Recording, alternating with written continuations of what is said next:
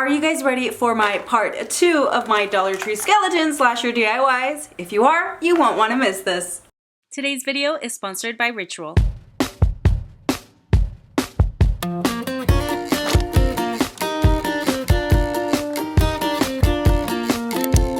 Super excited for today's part 2 video of my slasher series using these Dollar Tree skeletons. If you guys missed part 1, we'll have the video linked below because why would you not want to watch it? But before you go anywhere, make sure you guys hit that subscribe button and notification bell so you're notified every time I upload a video. So for today's first DIY, we're gonna make this character Sam from the movie Trick or Treat. I made it as closely as possible with what I could find at Dollar Tree. Obviously, it's not exactly identical, but we did what we could. So from Dollar Tree, I picked up one of these little scarecrows and also a Dollar Tree skeleton. And then I just had some burlap ribbon kind of laying around, any type of burlap really. And I also found a pack of these little jack-o'-lantern pails.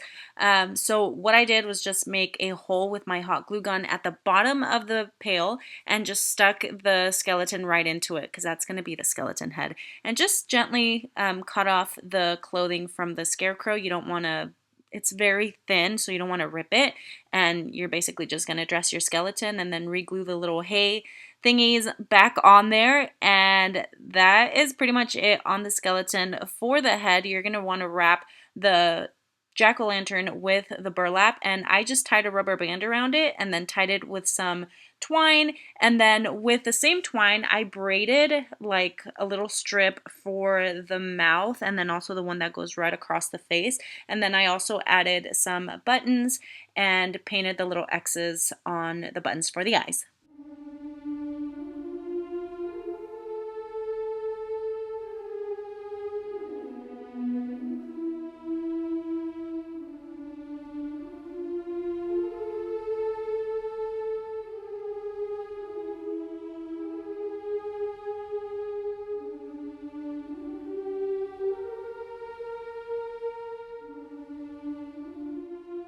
Today I'm going to talk a little bit about Ritual and their Symbiotic Plus. Did you know that the 5 best top-selling gut supplements from the top 5 brands do not include a postbiotic? Well, good news, Ritual just expanded their products and they added Symbiotic Plus. I gotta catch you up in case you guys are behind on what's happening with me. In the last year and a half, my body has seen some tremendous changes, including my pregnancy, my delivery, and now postpartum. So I feel like right now I am really trying to get this body back on track. So I started Ritual a couple of weeks ago, and this is now my multivitamin and protein, but they also have this 3-in-1 prebiotic, probiotic, and postbiotic supplement, and this helps support my gut, digestive, and immune health. The 3-in-1 is clinically studied and they're science-backed and research-stacked. So the prebiotics support the growth and activity of beneficial bacteria living in your gut. Probiotics are live microorganisms and are included to relieve bloating, gas, and mild occasional diarrhea.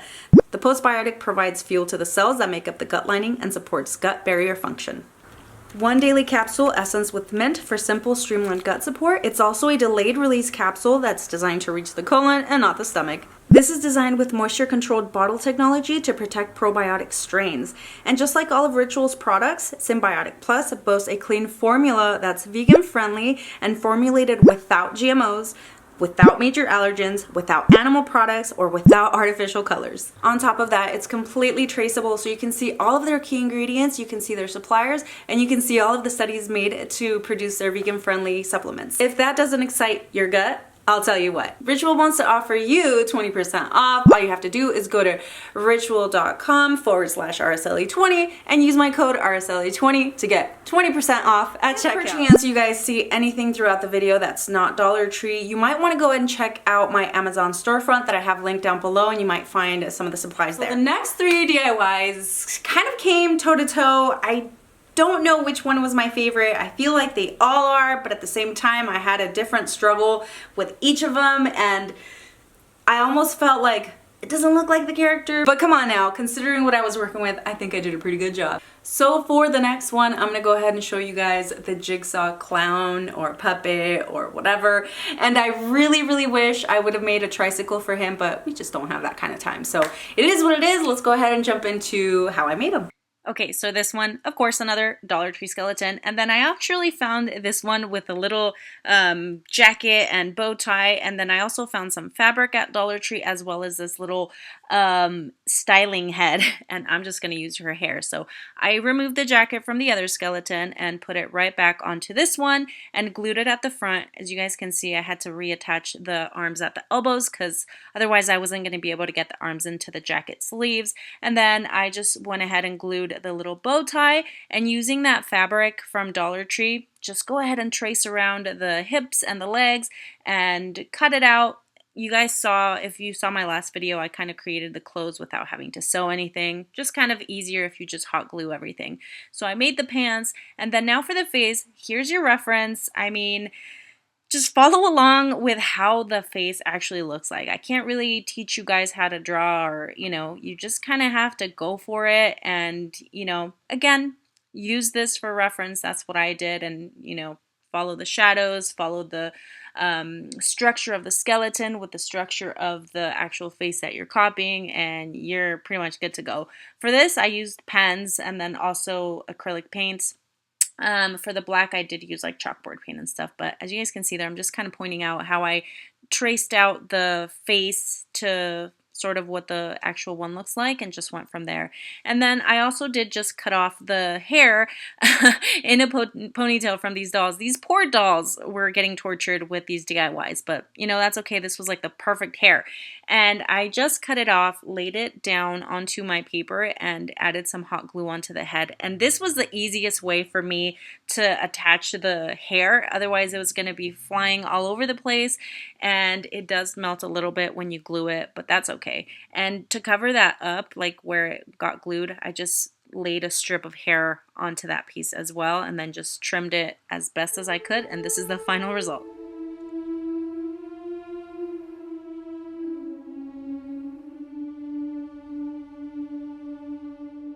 I hope you guys are enjoying this video. If you are, make sure you guys leave your thumbs up right now and head on to the comments and let me know what your favorite scary movie character is, if any, and if not, just let me know how you're doing. Nightmare on Elm Street.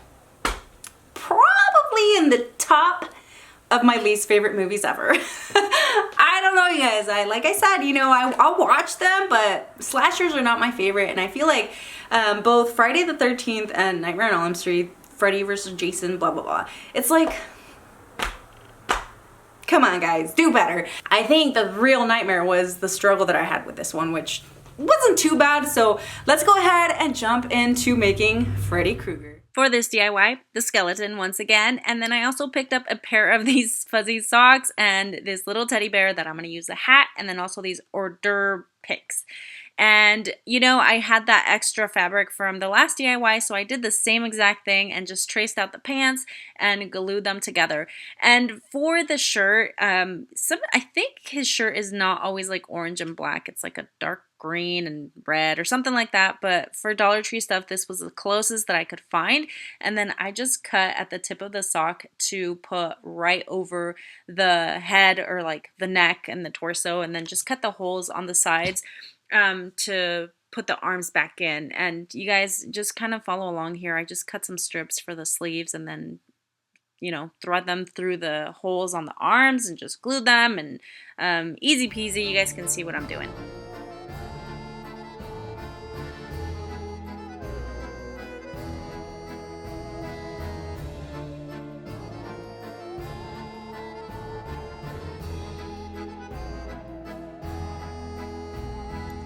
We all know he has the little knives or whatever it is, like with a glove on his hand. So I just cut those picks. I literally just snapped them and then glued them onto the hand, and with a little piece of leather, just wrapped it right around the hand to make it look as closely as possible to that glove.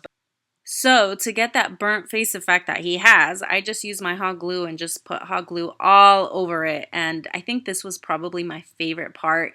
You guys, I just, I'm not going to walk you step by step because you guys can see what I'm doing. But just so you guys know, I did use that flesh colored acrylic paint to obviously make it look like flesh. And then just for reference, use the picture. You are painting a skull, so follow the bone structures and all of that. I mean, it's it really is not that hard. You know, follow the shadows and all of that. I just used my pen again, used some acrylic paints, and followed the picture for reference. And I feel like I did struggle with this one a little bit. I felt like at first he didn't really look like him, and then you know, I think I did a pretty good job, but for the actual burns, I used black paint like first, and then I used red. So like the black kind of creates the shadows, and then the red obviously makes it look like it's like fresh burns or fleshy, if that makes sense. And the hat that I used, I did have to cut it at the back because it wasn't big enough for the skull. So I just laid it on there with some hot glue, and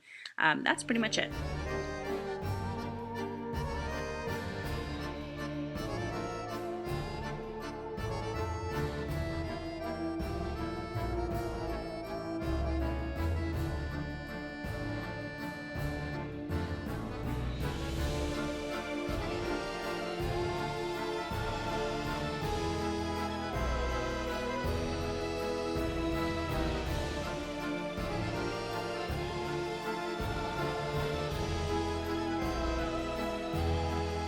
Just so you guys know, I do tend to share more stuff on TikTok and Instagram, so I would love for you guys to give me a follow over there. I share, you know, little bits and pieces of these videos, but also some behind the scenes, so I would love to see you guys over there. So last but not least, and actually movies that I kind of did enjoy because they were more on like the paranormal. You guys remember when I told you last week or whenever it was that I enjoy more of the haunted, you know, paranormal type of movies rather than the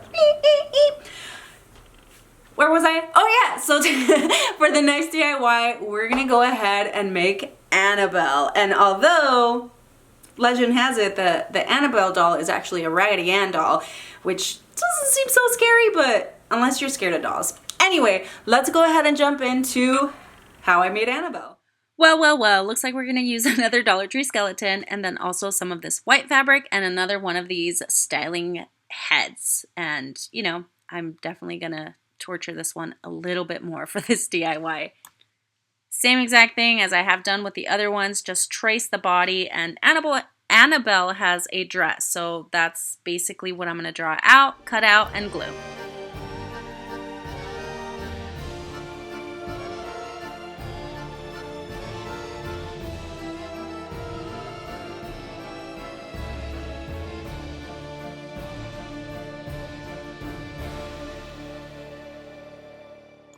This fabric is not very poofy, so to give it that doll dress effect, I am using some rubber bands and I'm sliding it right up to like the shoulder almost, and that shoulder, the shoulder poof is going to be a little bit more prominent once you put that rubber band, and then I'm also going to do it at the wrist.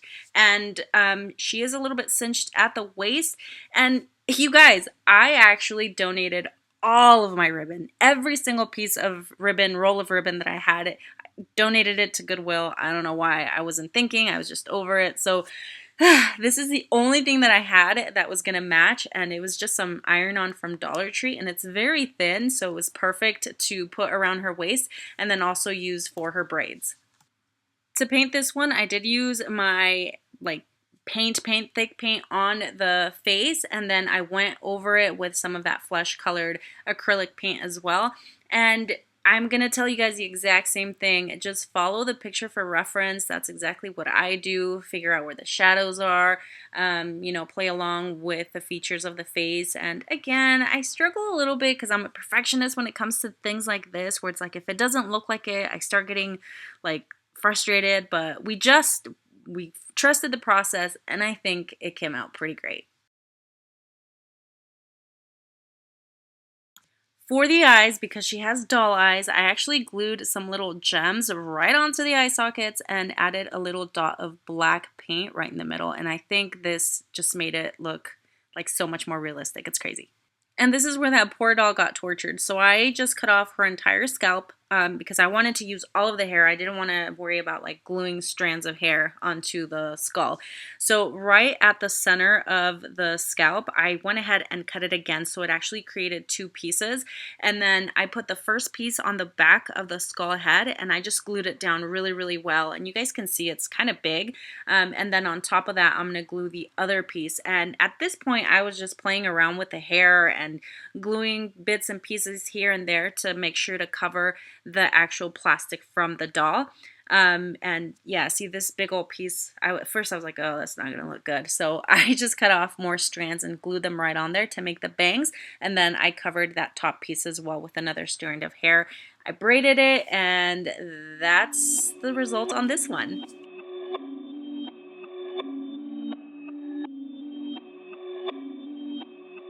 So we have reached the end of the video. I know, sad times, right? If you guys did enjoy this video, I would love for you guys to leave me that thumbs up, leave me any questions, comments, or anything like that down below. Don't forget to check out Ritual, and I will see you guys on the next one.